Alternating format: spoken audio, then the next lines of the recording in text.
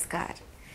स्वास्थ्य और सेहत से जुड़े हमारे खास कार्यक्रम मैडी टॉक्स में आपका स्वागत है। मैं हूं अनीता आपके साथ और आज हमारे साथ मौजूद हैं अभय कुमार सुराना जी। डॉक्टर अभय कुमार सुराना जी शिशु सेवा यतन क्लिनिक सीकर रोड जयपुर में वरिष्ठ शिशु रोग विशेषज्ञ के रूप में कार्यरत हैं। आइए साथ मिलकर उनका स्वागत करते हैं। सर, आपका बहुत बहुत स्वागत है हमारे कार्यक्रम मैडी टॉक्स में। Thank you. दर्शकों, आज हम इनसे जानेंगे मौसम से संबंधी बीमारियों और खास तौर पर निमोनिया रोग के बारे में। तो आइए सबसे पहले जानते हैं कि शिशुओं से संबंधित किस तरह के केसेस आजकल आपके पास में सबसे ज्यादा आ रहे हैं। देखिए, अभी ज़्यादातर जो है श्वास रोगी ज़्यादा आ रहे हैं, श्वास से संबंधित रोगी आ रहे हैं जी। और मसलन जैसे बुखार, तेज बुखार, नाक से पानी आना, छींकना, कफ और तेज श्वास चलना। जी। श्वास की गति काफ़ी तेज के केस भी काफ़ी संख्या में आ रहे हैं। इनमें तेज श्वास चलने वाले केसेस में बहुत से हैं जिसमें निमोनिया भी होता है, दूसरे रोग भी हैं, वो मैं आपको बाद में डिफ्रेंशिएट करूंगा। जी ज़रूर सर। हम सबसे पहले आपसे यही जानना चाहेंगे कि निमोनिया रोग जो है उससे बहुत ज़्यादा हम खौफ में रहते हैं। आप हमें बताएं कि ये निमोनिया क्या है। खौफ खाने की कोई ज़रूरत नहीं है, क्योंकि निमोनिया ऐसा नहीं है कि हर निमोनिया के पेशेंट को हम भर्ती करके इलाज करते हैं। निमोनिया आउट पेशेंट भी होता है ट्रीटमेंट, और ना हुआ 48 आवर्स में अगर नहीं हुआ तो फिर उसको एडमिट कराते हैं। अलग अलग स्टेजेज हैं और निमोनिया कई तरह के होते हैं। बेसिकली निमोनिया एक जो लंग टिश्यू है, अल्वियोलाई का इन्फेक्शन है। अल्वियोलाई होता है क्या है, छोटा चैम्बर है जो फेफड़े का सबसे छोटा चैम्बर, जिसमें एयर का ट्रांसफ्यूजन होता है, एक्सचेंज होता है, ऑक्सीजन का एक्सचेंज होता है, उसका इन्फेक्शन होता है। ऑक्सीजन होकर के उसमें एक्सुडेट और ट्रांसुडेट भर जाता है और सॉलिडिफिकेशन हो जाता है। तो वो एक तरह से ये उसको निमोनिया बोलते हैं। नाम निमोनिया पड़ा निमोकोकल के ऊपर पड़ा। निमोकोकल एक बैक्टीरिया का नाम है, हालांकि दूसरे बैक्टीरिया भी कॉज करते हैं, जैसे Haemophilus influenzae, pneumococcal staphylococcus aureus, mycobacterial tuberculosis भी निमोनिया कॉज करता है। टीबी का भी निमोनिया होता है, क्लेप्सिला भी होता है। इस तरह से कई बैक्टीरिया भी है, वायरस भी हैं निमोनिया में। और एटिपिकल निमोनिया भी होता है। एटिपिकल जैसे क्लेमिडिया है, जैसे माइकोप्लाज्मा निमोनी है, ये सब भी है, वो एटिपिकल है, पैथोजेंस हैं। तो अलग अलग पैथोजेन से निमोनिया कॉज होता है। खाली निमोकोकल ही नहीं है निमोनिया के लिए। ये है, आपको मैंने ऐसे ब्रॉडली बताया निमोनिया। तो दर्शकों, हमने जाना कि निमोनिया क्या है। निमोनिया घातक हो सकता है यदि आप इसके उपचार पर ध्यान न दें। जी हाँ, यदि आप सही चिकित्सा आप ले रहे हैं। तो आइए जानते हैं कि इसके लक्षण क्या है और इसका उपचार हम किस तरह से कर सकते हैं।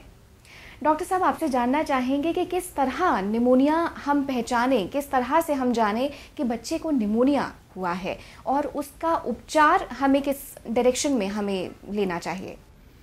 देखिए, सबसे पहले तो मैं ये बताना चाहूँगा कि जो हमारे पास मरीज बच्चों को लेके आते हैं, यहाँ ऐसी भ्रांति सी फैली हुई है कि हर बच्चा जिसका सांस तेज चलता है उसको आकर के मेरे सामने यही कहती है उसकी माँ कि डॉक्टर साहब इसको निमोनिया हो गया है। पहले मैं दर्शकों से ये बता देना चाहता हूँ कि हर तेज सांस चलने वाला निमोनिया नहीं होता है। हाँ, निमोनिया का एक सबसे बड़ा लक्षण है श्वास की गति का तेज होना, और ये तेज गति होना, श्वास की गति का तेज होना अलग अलग एज के ऊपर में है। अगर वो बच्चा 2 महीने से छोटा है तो उसकी गति 60 पर मिनट से ऊपर होनी चाहिए निमोनिया के लिए।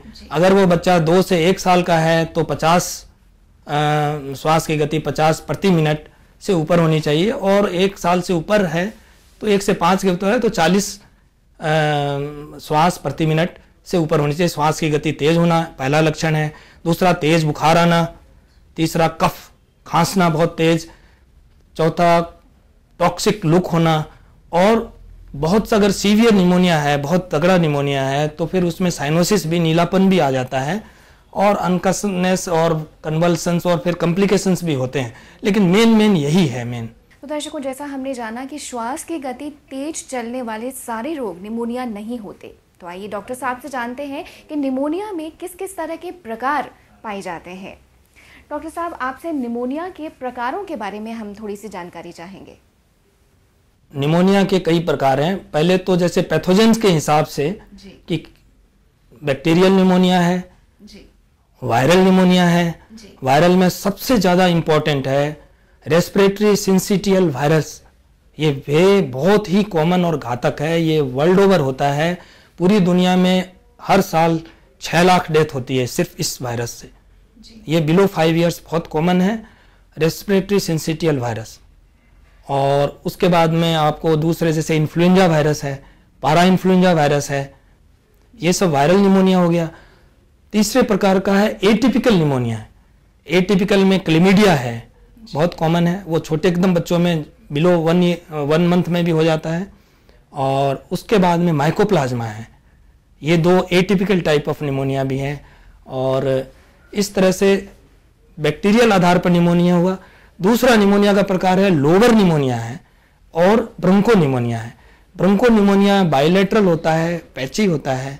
लोअर निमोनिया एक लंग्स के अलग अलग लोब्स होते हैं, एक लोब्स को वो अफेक्ट करता है, उसका सोलिडिफिकेशन हो जाता है, माने ऐसे लंग्स स्पॉन्जी होता है, लेकिन उसमें एक्जुडेट ट्रांजुडेट भर जाते हैं एल्वेओलाई में।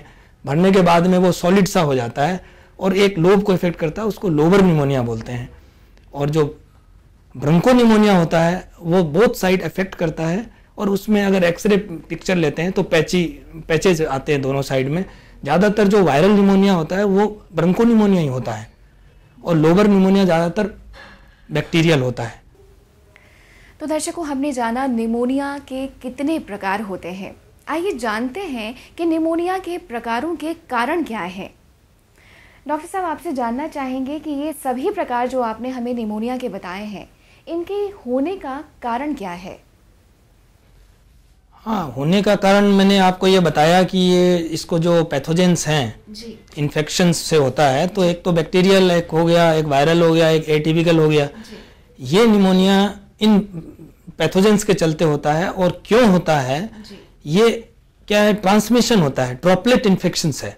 जैसे एक किसी व्यक्ति को इन्फेक्शन है, चाहे थ्रोट में या कहीं भी, जो इन्फेक्टेड पर्सन है, अगर उसके संपर्क में कोई दूसरा आता है और वो खांसता है तो ये ड्रॉपलेट्स के चलते ये बैक्टीरिया और जो पैथोजेंस हैं वो दूसरे को अफेक्ट करते हैं। अगर उसकी इम्यूनिटी, उसका डिफेंस पावर कमज़ोर है, वो जल्दी अफेक्टेड हो जाता है। किसी का डिफेंस पावर अगर मजबूत है तो जल्दी अफेक्ट नहीं होता है, वो बच भी निकलता है। तो इन्फेक्शन ट्रांसमिट होता है, एक से दूसरे में ट्रांसमिट होता है। तो क्या जिस बच्चे को निमोनिया हो उसे हमें सेपरेट हाँ, अलग तो रहना, आईसीयू वगैरह में रहते हैं, अलग रखना चाहिए। उसके साथ अगर वो खांस रहा है तो उसके कहिए कि हाँ आगे मुंह पे हाथ रखे।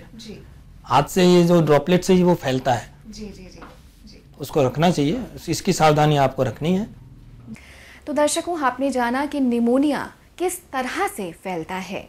यदि हम थोड़ा सा ध्यान रखें तो निमोनिया को फैलने से बचाया जा सकता है। छोटी छोटी बातें, जैसे कि निमोनिया के पेशेंट को बिल्कुल सेपरेट रखें, मुंह पर कपड़ा ढककर रखें। जी हाँ, क्योंकि ये श्वास संबंधी बीमारी है और एक दूसरे से संपर्क में आने पर ज़्यादा फैल सकती है। तो दर्शकों, फिलहाल हमारे कार्यक्रम में वक्त हो चला है